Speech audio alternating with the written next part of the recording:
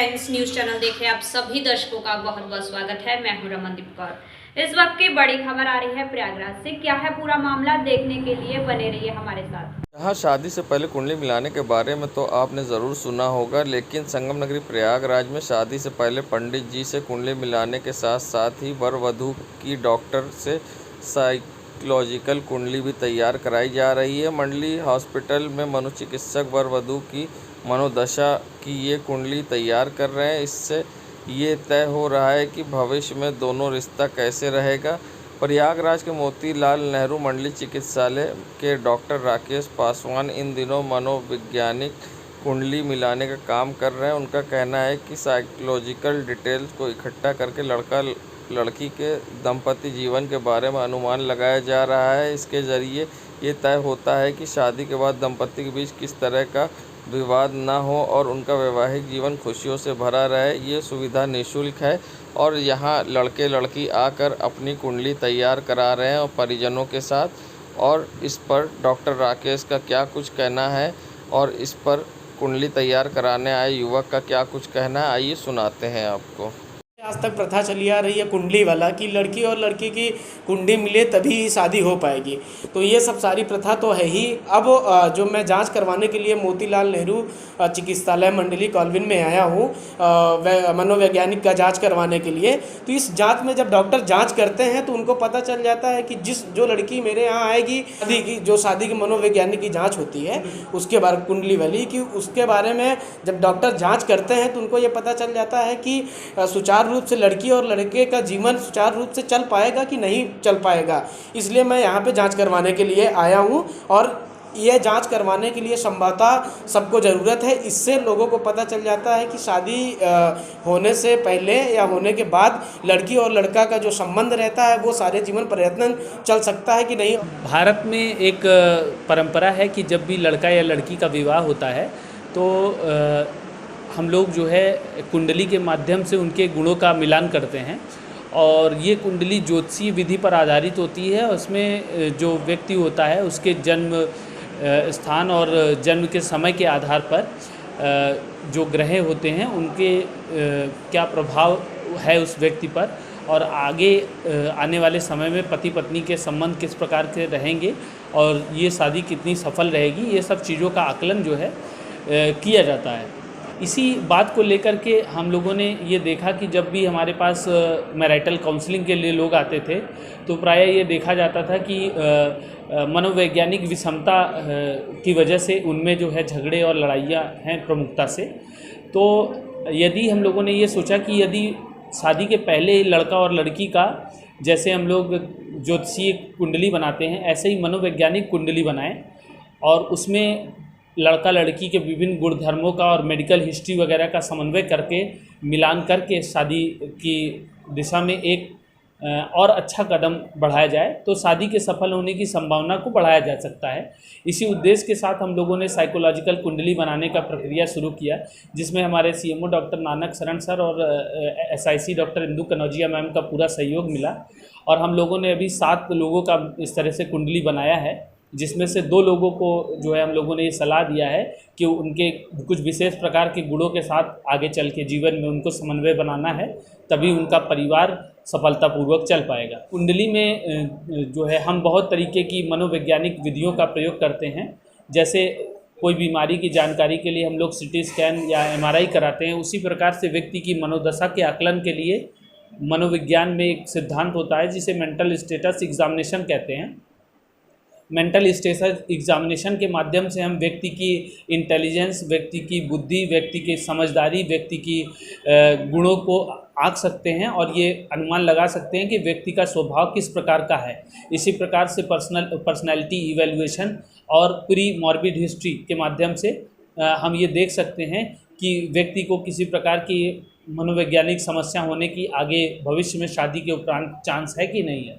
इस प्रकार से हम बृहद रूप से परीक्षण करके लड़के लड़की को ये बता सकते हैं कि उनका जो शादी है वो कितने सफल होने की कितने प्रतिशत संभावना है, और यदि उनको गुण मैच नहीं कर रहे हैं और एक दूसरे के साथ व्यक्तित्व सूटेबल नहीं पड़ रहा है, तो उनको अपने स्वभाव में किस प्रकार से परिवर्तन करना है ताकि वो पहले से तैयार होकर के विवाह की दिशा में बढ़े, ताकि उनको आगे चल के विवादों का सामना न करना पड़े। मैं डॉक्टर राकेश कुमार पासवान, मैं मनोचिकित्सक हूँ प्रयागराज में। नगरी प्रयागराज पहुंचे आम आदमी पार्टी के राज्यसभा सांसद संजय सिंह ने ऐलान किया कि पूरे उत्तर प्रदेश में 7 तारीख को प्रोटेस्ट करेगी आम आदमी पार्टी। चंदौली और ललितपुर जैसी घटनाओं को लेकर इस पूरे मामले पर क्या कुछ कहा है उन्होंने, आइए सुनाते हैं। चंदौली कांड और ललितपुर कांड, दोनों मामलों में पुलिस के लोग अभियुक्त हैं, पुलिस के लोग अपराधी हैं, इसलिए पुलिस की किसी भी जांच में न्याय नहीं मिल सकता। दरोगा भी फरार है जिसने ललितपुर में एक किशोरी के साथ थाने में बलात्कार किया, और ये चंदौली कांड के अंदर जो भी आरोपी हैं उनकी अब तक कोई गिरफ्तारी नहीं हुई है। दरोगा पहले फरार था, फिर उसकी गिरफ्तारी हुई ललितपुर में। लेकिन मेरा ये कहने का मतलब है कि चोर चोर की जांच नहीं करेगा। अगर मामला जुड़ा हुआ है पुलिस से तो पुलिस की जांच में न्याय नहीं मिल सकता। हम लोगों ने देखा कि किस तरह से लखीमपुर कांड में मामले को उथल पुथल किया गया। इसलिए इन दोनों मामलों की सीबीआई से जांच कराई जाए और हाई कोर्ट मॉनिटर्ड जांच होनी चाहिए। उच्च न्यायालय की निगरानी में सीबीआई की जांच होनी चाहिए। आप बताइए, 25 पुलिस वाले पहुंच जाते हैं किसी के घर में और 2 बेटियां हैं, उनके साथ मारपीट करते हैं, एक की मौत हो जा रही है। तो इस मामले को लेकर 7 तारीख को आम आदमी पार्टी पूरे उत्तर प्रदेश में विरोध प्रदर्शन करेगी, ज्ञापन देगी, और इसकी जांच सीबीआई से हो दोनों घटनाओं की। एक महिला को नंगा करके थाने में मारा गया, ये कोई तालिबान नहीं है, ये हिंदुस्तान है। और यहाँ पर आदित्यनाथ जी के राज में अगर ऐसी घटनाएं हो रही हैं तो इससे हम सब बहुत ही शर्मिंदा हैं। नगरी प्रयागराज ये नज़ारा है बैराना क्षेत्र का, जहां पर 3 युवक अनोखे अंदाज में स्कूटी लेकर रफू चक्कर हो गए और चोरी की घटना को अंजाम दिया है। मगर ये शायद भूल गए कि सीसीटीवी यहाँ लगा है और घटना सीसीटीवी में कैद हो गई, जिसका अब सीसीटीवी सोशल मीडिया पर तेज़ी से वायरल हो रहा है और बैराना क्षेत्र का बताया जा रहा है। यहाँ तीनों युवक आते खड़े होते हैं और स्कूटी में चाबी लगाते, फिर एक एक करके गाड़ी पर बैठकर गाड़ी लेकर रफू चक्कर हो जाते हैं। संगम नगरी प्रयागराज में एसएसपी प्रयागराज ने 2 उप निरीक्षक को किया इधर से उधर। बता दें, उप निरीक्षक आशीष सिंह को पुलिस लाइन से थाना अध्यक्ष फाफामऊ बनाया, तो उप निरीक्षक अनिल कुमार वर्मा को थाना अध्यक्ष फाफामऊ से थाना अध्यक्ष खीरी बनाया। बता दें, बेहतर पुलिसिंग कानून व्यवस्था को चुस्त दुरुस्त रखने के लिए उठाए गए कदम तत्काल प्रभाव से दोनों उप निरीक्षकों को किया स्थानांतरित। खीरी थाना प्रभारी को एसएसपी प्रयागराज ने किया निलंबित। बता दें, महिला संबंधित मामले, नाबालिग बच्चे संबंधित अपराध की जांच विवेचना में लापरवाही के कारण किया निलंबित। उल्लेखनीय है कि थाना खीरी प्रयागराज जिले से सबसे दूर स्थित थानों में से एक है। मध्य प्रदेश जिले पर बॉर्डर पर ये स्थित है। शिकायत मिली कि थानादार दूर का फ़ायदा उठाकर स्वच्छधारी बन रहे हैं और गंभीर मामलों का निस्तारण करने में लापरवाही बरत रहे, जिसको लेकर एसएसपी प्रयागराज ने किया निलंबित। संगम नगरी प्रयागराज, जहां सीबीएसई बोर्ड की परीक्षा शुरू हो चुकी है और लगातार पेपर हो रहे हैं, इनमें परीक्षाओं में अंक पाने के लिए छात्र जी तोड़ मेहनत कर रहे हैं। आज 10वीं की गणित का पेपर था। कुछ देर बाद छात्र एग्ज़ाम देकर निकले तो उनका कहना था कि किस तरह से उनके सिलेबस से पेपर आए हैं और किस तरह से उनको खुशी है और किस तरह से उनके क्लासरूम में अच्छे से परीक्षा हुई। साथ ही उनको उम्मीद है उनके मार्क्स भी अच्छे आएंगे। क्या कुछ कहा है छात्रा ने, आइए सुनाते हैं आपको। आज आपका मैथ का 10th क्लास का सीबीएसई का पेपर था, कैसा पेपर गया और क्या सिलेबस के अंदर ही आए थे पेपर?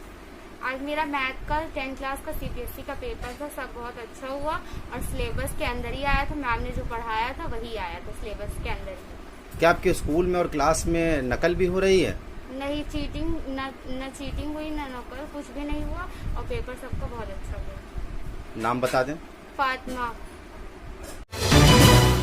संगम नगरी प्रयागराज में जहां आम आदमी पार्टी के सांसद संजय सिंह ने प्रेस वार्ता की, साथ ही उन्होंने तिरंगा शाखा का ऐलान किया है। किस तरह से तिरंगा शाखा बनाई जाएगी और आम आदमी पार्टी द्वारा तिरंगा शाखा में लोगों को किस तरह से ट्रेनिंग दी जाएगी। मगर जब पत्रकारों ने उनसे आरएसएस की शाखा और तिरंगा शाखा को लेकर सवाल किया तो संजय सिंह भड़के और उन्होंने आरएसएस पर जमकर निशाना साधा है। क्या कुछ कहा है राज्यसभा सांसद संजय सिंह ने, आइए सुनाते हैं आपको।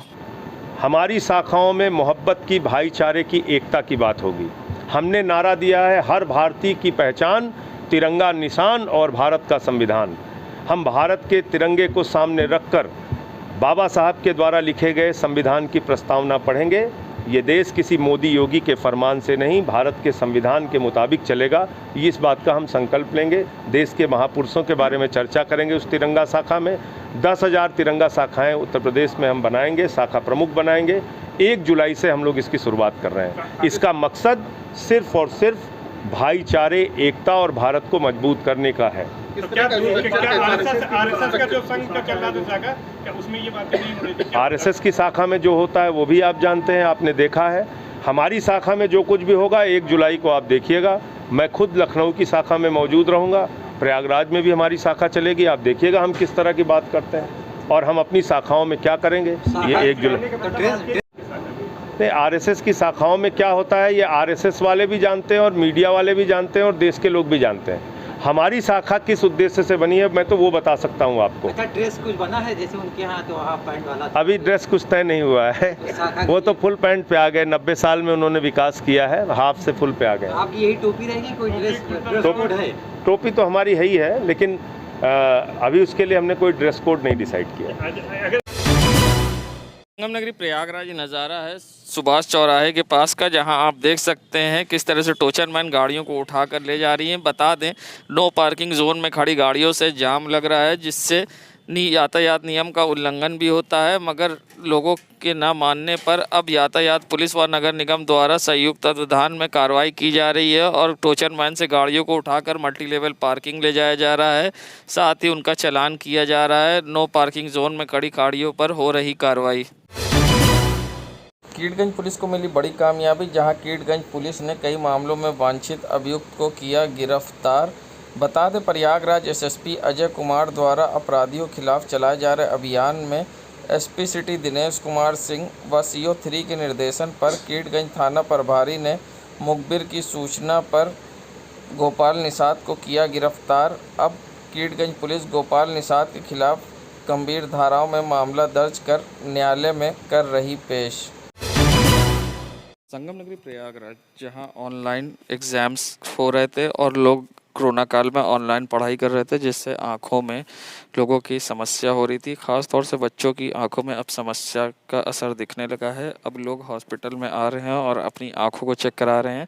ऐसे में किस तरह से बच्चों की आंख का ध्यान रखना, क्या कुछ कहना है डॉक्टर का, और किस तरह से उनको आहार देने हैं और किस तरह से उनकी सुरक्षा करनी है, आइए सुनाते हैं आपको। पिछले 1.5-2 सालों से बच्चे जो है ऑनलाइन बहुत ज़्यादा रहे, बड़े भी बहुत ज़्यादा रहे और सारी पढ़ाई भी उससे भी निर्भर हो गई। तो बड़ा नुकसान इसका ये हुआ कि बहुत से बच्चों में ड्राइनेस हो गई, बहुत से बच्चों में स्क्विंट हो गया, बहुत से बच्चों में मायोपिया डेवलप हो गया। तो हम लोगों को ये ध्यान रखना है कि बच्चों का जो पोस्चर है वो किस तरह का है। तो बच्चों का पोस्चर का बहुत ध्यान रखना है, क्योंकि अब मजबूरी हो गई, ऑनलाइन क्लासेज हैं, पढ़ाई भी उसी पे होने लगी है। तो अब ये नहीं कह सकते कि अब जो है कंप्यूटर का या मोबाइल का या लैपटॉप का इस्तेमाल मत करिए, अब तो वो ज़रूरी चीज़ हो गई। लेकिन उसमें अब हमको ये देखना है कि हम लोग अपने बच्चों को कितना सुरक्षित रख सकते हैं। तो उसमें 3-4 बातें आपको जल्दी जल्दी बता दें। पहली बात यह है कि बच्चों का जो पोस्चर हो बिल्कुल सीधा हो, और कोशिश करिए कि उनको कुर्सी मेज़ का इंतज़ाम करिए ताकि उनको बहुत झुक के काम ना करना पड़े। और उनका हाथ की पोजीशन, शोल्डर की पोजीशन, गर्दन की पोजीशन ठीक रहनी चाहिए। नहीं तो देखा जा रहा है कि बहुत से बच्चों में स्पॉन्डिलाइटिस की प्रॉब्लम हो जा रही है, गर्दन बहुत झुक जा रही है। तो इसका ध्यान रखना है। नंबर 2, उनकी जो ब्लू लाइट का जो रेज़ होती है उसको कम करने के लिए अब आजकल चश्मे भी बहुत से आ गए हैं, ARC ग्लासेस हैं, ब्लू कट ग्लासेस हैं, ताकि उसमें थोड़ा सा मिनिमाइज़ होकर के जाएँ। तीसरी बात है कि विज़न 2020 एक रूल होता है जिसमें हर 20 मिनट के बाद बच्चे को उड़ जाना है और 20 मीटर दूर तक देखना है अनंत की तरफ, और वो जो है 20 बार कम से कम अपनी पलक को झपकाना है। तो कोशिश करना चाहिए कि 20 मिनट या आधे घंटे के बाद बच्चा थोड़ी देर के लिए कंप्यूटर के सामने से उठ जाए, नहीं तो लगातार घूर के देखते देखते उसमें ड्राइनेस बहुत हो जाती है। तो बच्चे जो है उस ड्राइनेस की भरपाई के लिए फ्रीक्वेंट ब्लिंकिंग करने लगते हैं। तो इसका बहुत ध्यान रखना है।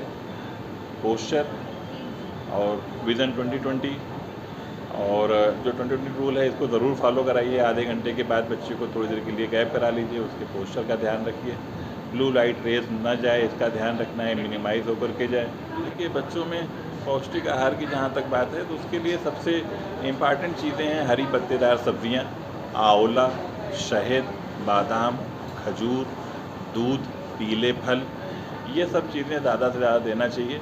मेरा नाम डॉक्टर SM अब्बास है, मैं यहाँ पर कंसल्टेंट ऑप्टोमेट्रिस्ट के पद पर TB सप्रू चिकित्सालय इलाहाबाद में। नगरी प्रयागराज की सड़कों का नज़ारा है, जहां एक तरफ बिजली उत्पादन की समस्या की बात हो रही है और लाइट की कटौती हो रही है, तो दूसरी तरफ प्रयागराज की सड़कों पर दिन के उजाले में स्ट्रीट लाइट जल रही है और रात होते ही सड़कों पर अंधकार होता है और स्ट्रीट लाइट शोपीस हो जाती है।